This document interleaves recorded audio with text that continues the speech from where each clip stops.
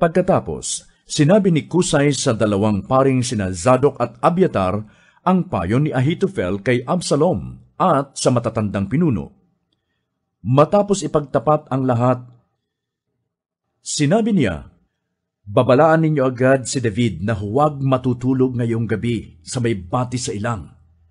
Patawirin siya sa ibayo ng Hordan bago mahuli ang lahat. Baka mapahamak siya at ang mga kasama niya." Para walang makakita sa kanila, sina Jonathan at Ahimaas ay hindi na pumasok ng lungsod. Doon na lamang sila naghintay sa En-Rogel. Ang anumang balita para kay David ay dinadala sa kanila ng isang aliping babae. Ngunit may binatilyo palang nakakita sa kanila at ito ang nagsumbong kay Absalom.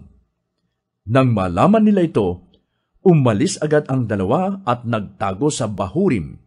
Lumusong sila sa balon sa loob ng bakuran ng isang taga roon. Tinakpan agad ng asawa nito ang balon at kinalata ng trigo ang ibabaw niyon upang hindi paghinalaang may nagtatago roon.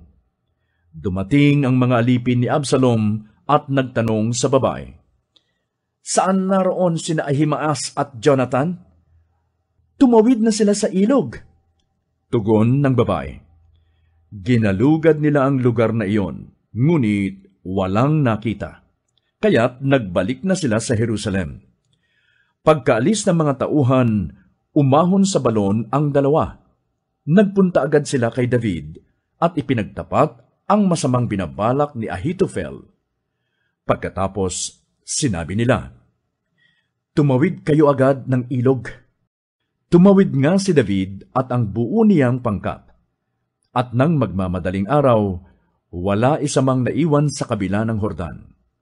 Nang malaman ni Ahitofel na hindi sinunod ang kanyang payo, umuwi agad siyang sakay ng asno. Matapos mag-iwan ng huling habilin sa mga kasambahay, siya'y nagbigti. Inilibing siya sa puntod ng kanyang ama. Nasa Mahanaim na si David nang tumawid sa Hordan sina Absalom at mga kasamang Israelita.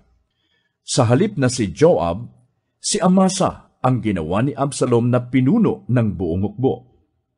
Si Amasa ay anak kay Abigail ni Itra, isang lalaking Ismailita.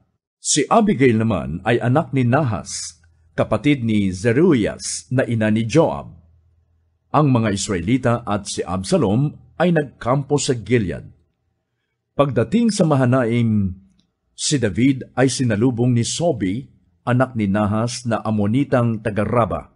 Kasama ni Sobi si Makir, anak ni Amiel na taga-Lodebar, at si Barzilai, isang Gileaditang taga-Rogelim. May dala silang mga banig, kumot, mangkok at banga. May dala rin silang trigo, sebada, harina, mga butil na sinangag, gulayin, pulot-pukyutan, keso at mga tupa. Ipinagkaloob nila ito kina David at mga kasama nito upang may makain sila, sapagkat alam nilang ang mga ito'y pagod na pagod at nagdanas ng matinding gutom at uhaw sa ilang.